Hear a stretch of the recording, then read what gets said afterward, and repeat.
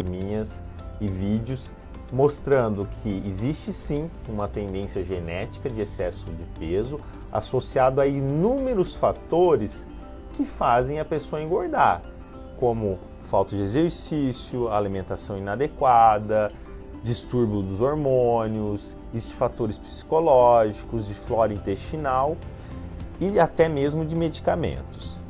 Então, o primeiro ponto que eu queria falar com vocês é a respeito sobre déficit calórico. Não há dúvida que o mais importante para emagrecer é a alimentação.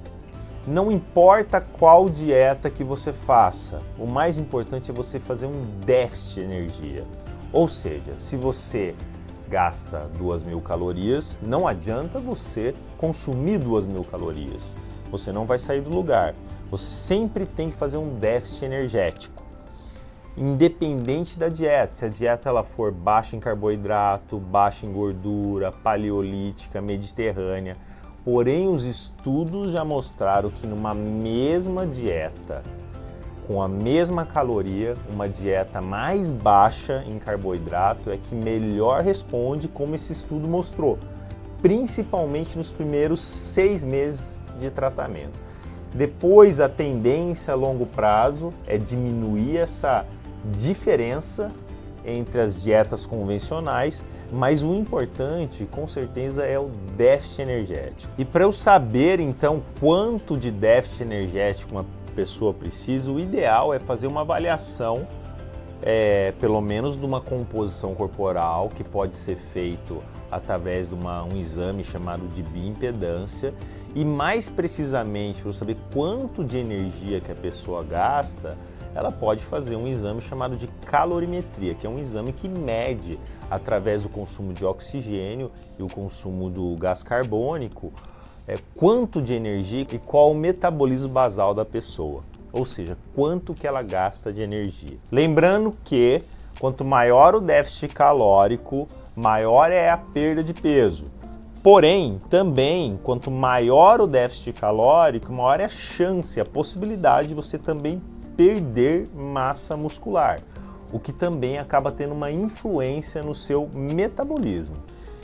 Então, o ideal é você fazer uma avaliação precisa e saber se você é uma pessoa que tem bastante músculo ou pouco músculo, assim podendo determinar o quanto de déficit calórico essa pessoa precisa para ter resultados, então, melhores e duradouros. Falando em déficit calórico, um dos grandes vilões com certeza são as bebidas alcoólicas, o que acaba impedindo que você tenha esse déficit de maneira significativa. Então, tomar cuidado com bebidas alcoólicas. Por exemplo, uma cerveja tem quase 150 calorias. Se você toma 3 cervejas, você tomou 500 calorias somente em cerveja. Isso acaba dificultando muito o seu emagrecimento. Segundo ponto importante é a prática regular de atividade física.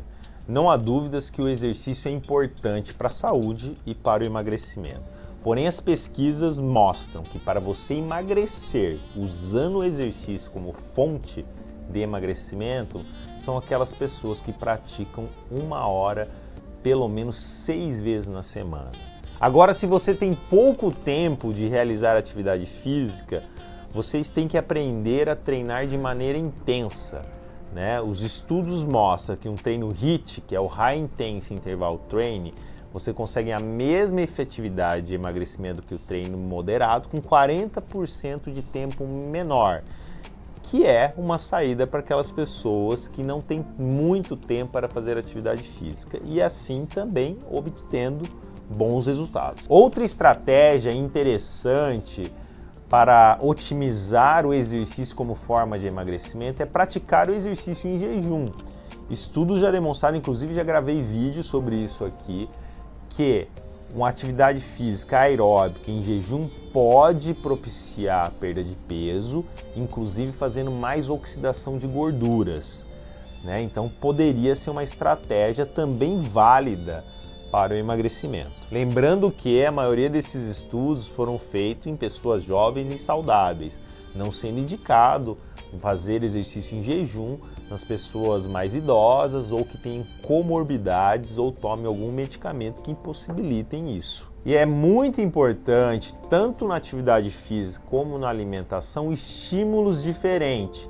Lembrando que nosso corpo se adapta muito fácil a qualquer tipo de atividade física, a uma alimentação. Então, estímulos diferentes sempre vão gerar mais resultados. Terceiro ponto, vamos falar sobre equilíbrio hormonal. Não há dúvidas que os hormônios são fundamentais para o emagrecimento. A grande maioria das pessoas que estão acima do peso estão com uma coisa que a gente chama de resistência insulínica. Insulina é o hormônio que é liberado com a alimentação, principalmente carboidrato, que bota a glicose para dentro da célula. O problema é que uma vez que a pessoa engorda, principalmente na região abdominal, essa insulina começa a não trabalhar direito. E aí cada vez que ela come, ela tem que liberar mais insulina para botar a glicose para dentro da célula. E nós temos duas vias metabólicas de ação da insulina, uma da KT-PI3 quinase que bota a glicose dentro da célula, essa via fica resistente, e a via da MAP, que é uma via anabólica, que nunca fica resistente. Então, a resistência insulínica cada vez gera uma hiperativação da via anabólica, gerando mais acúmulo de células de gordura. E para o emagrecimento é importantíssimo tratar a resistência insulínica, seja diminuindo o estímulo alimentar da insulina, como por exemplo a redução do carboidrato, fazendo atividade física. Também o jejum intermitente pode ser uma estratégia interessante e até mesmo medicamentos quando bem indicado. Outros hormônios fundamentais para o emagrecimento são os esteroides sexuais. Eu já mostrei para vocês aqui que a menopausa faz acumular mais células de gordura, principalmente na região abdominal. E infelizmente, como mostra esse estudo, quando a mulher entra na menopausa, ela pode diminuir até 30% o gasto energético e 32% a oxidação de gordura. E a reposição hormonal feminina pode ajudar a minimizar esse processo de diminuição de gasto energético e de acúmulo de gordura também. E nos homens, a mesma coisa, a deficiência de testosterona gera mais resistência insulínica, gera mais síndrome metabólica, e a própria resistência insulínica pode gerar deficiência de testosterona, gerando uma via de mão dupla de um ciclo vicioso da pior. E você fazer uma reposição também pode ajudar no processo de emagrecimento. Outro hormônio fundamental para o emagrecimento são os hormônios tiroidianos. Estima-se que 30% de todo o seu metabolismo, todo o seu gasto energético seja dependente do hormônio tiroidiano. E pequenas alterações podem já ter uma influência no peso e no metabolismo. Então é fundamental que esse hormônio também esteja equilibrado. Quarto ponto importante é saúde intestinal. Já há alguns anos, estudos demonstram que a flora intestinal, a saúde intestinal está envolvida com o aumento de peso. O que acontece quando você tem um intestino que não está saudável? Você tem um aumento da permeabilidade intestinal e absorção de coisas indesejáveis, como por exemplo LPS, e isso vai gerar uma inflamação, resistência insulínica e maior acúmulo de célula de gordura, e também uma desregulação do apetite e da saciedade. Então, cuidar da saúde intestinal é fundamental para o emagrecimento. E a coisa mais importante para você cuidar do seu intestino é ter uma alimentação mais natural possível, consumindo muito vegetais, legumes e verduras. Pelo menos 6 a 9 porções por dia de vegetais, legumes e verduras e frutas. Aliás, esta é a regra número 1 de uma alimentação saudável. Logicamente que existem suplementos que também podem te ajudar a ter um intestino mais saudável, que vai desde enzimas digestivas, probióticos, aminoácidos como a glutamina, mas nada disso vai adiantar se você não tiver uma alimentação saudável. Quinto ponto é sono de qualidade. Não há dúvidas que você ter um sono de qualidade ajuda tanto na sua saúde como também no emagrecimento. Estudos mostram que você ter menos de 6 horas de sono por dia faz você piorar a sensibilidade à insulina, aumentando a secreção de grelina, que é um hormônio que aumenta o apetite, diminuindo a sensibilidade à leptina, que é o hormônio que inibe o apetite, além de diminuir a capacidade de atividade física, fazendo uma diminuição do seu metabolismo e aumento do peso e aumento do risco de diabetes e doenças metabólicas. Eu recomendo que vocês tenham pelo menos 7 horas de sono por dia, de uma maneira sincronizada, ou seja, o sono tem que ser durante a noite e não durante o dia. Sexto ponto importante é jantar cedo e ter todos os dias de 12 até 14 horas de jejum. Eu já demonstrei para vocês no vídeo anterior que teve um estudo que comparou 2 grupos com a mesma dieta, com a mesma atividade física. A única diferença era o horário de jantar. Aqueles que jantavam cedo, por volta das 7 horas, em comparação com aqueles que jantavam tarde, por volta das 10h30, emagreciam mais, em torno de 30% a mais, com a mesma dieta e com a mesma recomendação de atividade física. Então, jantar cedo e, obviamente, não comer mais nada depois, respeitando aí um período de 12 horas de jejum. O ideal é 14, que teve estudos que já demonstraram isso, que colocou pessoas obesas com síndrome metabólica e diabetes em 14 horas de jejum, e teve um resultado interessante na perda de peso e na melhora dos parâmetros metabólicos. Aliás, já há algum tempo tem se mostrado que um ritmo biológico sincronizado é aquela pessoa que dorme cedo, janta cedo, come menos à noite, ou seja, menos do que 30% do valor calórico total, acorda cedo. Isso tem um ritmo biológico sincronizado com o dia e isso está associado à saúde. O inverso está associado a doenças metabólicas, inclusive obesidade. Sétimo ponto importante é controle da compulsão e do estresse. Muitas pessoas são viciadas em açúcar. Aliás, estudos já demonstraram que o açúcar pode ser mais viciante que a cocaína. Esse estudo comparou 5 parâmetros de vício e demonstrou que o açúcar empata em 3 parâmetros de vício com a cocaína e consegue ganhar em 2, ou seja, ela consegue ser mais viciante que uma droga, como por exemplo a cocaína. E muitas pessoas são compulsivas e viciadas em açúcar e precisam de ajuda para controlar esse vício. Essa ajuda pode ser desde medicamentosa, com suplemento, com terapia, com tratamentos específicos, porque é muito difícil uma pessoa conseguir emagrecer consumindo grandes quantidades de açúcar. Outra questão importante é o controle do estresse, que hoje em dia está muito frequente, que ele altera o eixo hipotálamo, hipófise adrenal, que faz também a busca por comfort foods, ou seja, alimentos que confortam, rico em carboidratos, que também podem prejudicar o emagrecimento. O oitavo ponto importante é a respeito das toxinas ambientais. Talvez seja o mais difícil de se botar em prática no dia a dia.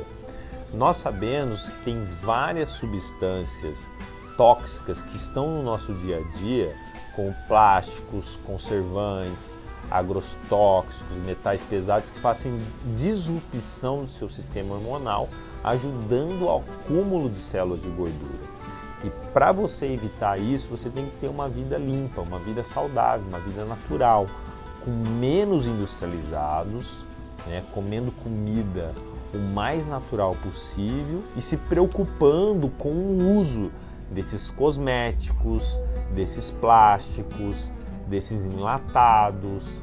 Ou seja, não é uma tarefa muito fácil, mas eu recomendo que vocês comecem a prestar mais atenção nisso, porque isso, além de ser importante, não só por emagrecimento, é importante para a saúde. Nono ponto importante é de medicamentos. Chequem os medicamentos que vocês estão usando. Existem vários medicamentos do uso comum do dia a dia que podem prejudicar o emagrecimento. Nós podemos citar alguns anticonvulsivantes, alguns antihipertensivos, alguns remédios para ajudar no sono, alguns remédios para ansiedade, até mesmo para alergia. E não estou falando para vocês pararem nenhum tratamento médico, pelo amor de Deus, mas sim para conversar com o seu médico, para saber se esse medicamento que você usa pode estar contribuindo para uma dificuldade maior de emagrecimento. 10º ponto importante é eliminar o efeito sanfona. Estudos já demonstraram que toda vez que você emagrece, o seu metabolismo cai. Se você tem um emagrecimento importante, de mais de 10% do seu peso corporal, vai ter uma queda no metabolismo. Isso é um efeito fisiológico do seu corpo. E toda vez que você reengorda, esse metabolismo ele não volta ao patamar anterior, ele vai voltar um pouco abaixo, parece ser um mecanismo de proteção fisiológica do nosso corpo. Nós temos que lembrar que nossa genética é de sobrevivência. Nós somos os genes com maior capacidade de poupar energia numa eventual falta de comida. Ou seja, o nosso corpo não quer que você perca o seu estoque de gordura, que é a sua reserva numa eventual falta de energia. Então, se você vive no efeito sanfona, cada vez mais vai ficar mais difícil para você emagrecer, porque toda vez que você emagrece e volta a engordar, o seu metabolismo vai ficar pior. Então, daqui para frente, tente o máximo possível manter o peso. Mas estudos demonstram que essas alterações metabólicas que fazem você gastar menos energia, ou seja, baixando o seu metabolismo para engordar, e também essas alterações para você aumentar o consumo de energia, o que acontece quando você emagrece, vão persistir por em torno de 2 anos. Ou seja, depois desse período, se você conseguir manter o seu peso perdido por 2 anos, você vai ter mais facilidade para se manter no peso. Então é isso, pessoal. Os 10 passos que eu acho importante para você ter um emagrecimento saudável e sustentável é 1. Déficit calórico, independente da dieta que você fizer. 2. Atividade física, no mínimo 1 hora, 6 vezes na semana. 3. Cuide dos seus hormônios, né? Equilíbrio hormonal é fundamental. 4. Cuide do seu intestino comendo pelo menos 6 a 9 porções de vegetais, legumes e verduras. 5. Sono de qualidade. Ter pelo menos 7 horas de sono todos os dias e durante a noite. 6. O jantar cedo. Jantar cedo e tentar manter de 12 a 14 horas de jejum todos os dias. 7. Controle da compulsão alimentar e do estresse. 8.